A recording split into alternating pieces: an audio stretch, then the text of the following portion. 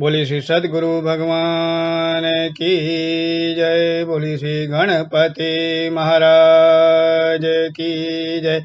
बोल श्री गौरी शंकर भगवान की जय। बोल श्री सच्चियां जोतावली माता आपकी सदा ही जय। बोले सांचे दरबार की जय। शांतकारं भुजगशयनं पद्मनाभं सुरेशं विश्वधारं गगनसदृशं मेघवर्णं शुभांगं लक्ष्मीकान्तं कमलनयनं योगी विधर्यानगमयं वन्दे विष्णुं भवहरणं सर्वलोकैकनाथं। बोल श्री लक्ष्मी नारायण भगवान की जय। अश्री पुरुषोत्तम मास महात्म्य कथा तृतीय अध्याय। आइए आज तृतीय अध्याय का श्रवण करते हैं। सूत जी महाराज शौनक आदि ऋषिगणों को वर्णन करते हुए कहते हैं कि एक समय धर्मराज युधिष्ठिर द्यूत क्रीड़ा में अपना सब कुछ हार गए, जो कथा बड़ी प्रचलित है। द्रौपदी का अपमान हुआ। भगवान श्री कृष्ण ने द्रौपदी का अपमान होने से बचाया, द्रौपदी का रक्षण किया। सारी बीच नारी है कि नारी ही की सारी है कि सारी ही की नारी है, इतनी लंबी सारी कर दी कि दुशासन, दुर्योधन, समस्त कौरव, समस्त राजसभा समझ ही नहीं पाई कि साड़ी के बीच द्रौपदी है कि द्रौपदी के बीच में साड़ी है कि साड़ी क्या है।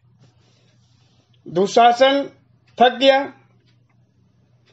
ये प्रसंग सबको विदित है।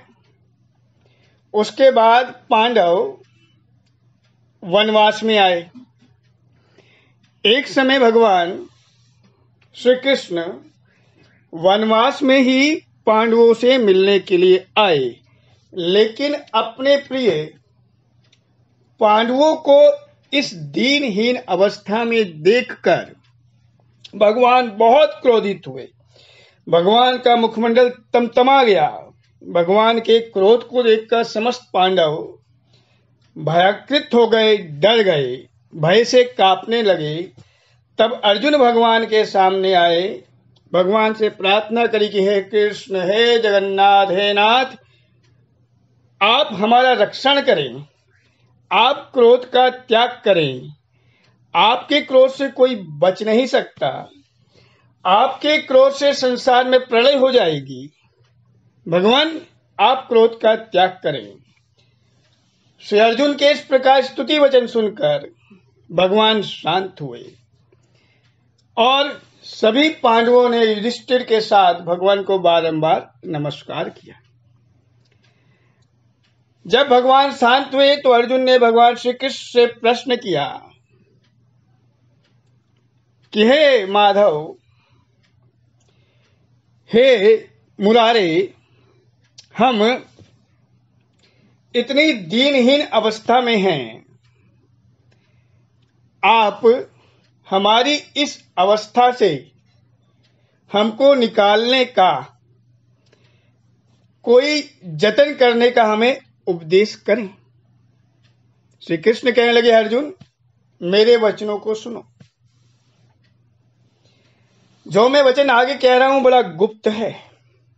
हे अर्जुन, मैं तुम्हारी मित्रता और भक्ति से प्रसन्न होकर तुम्हें हितकारक वचन कह रहा हूं।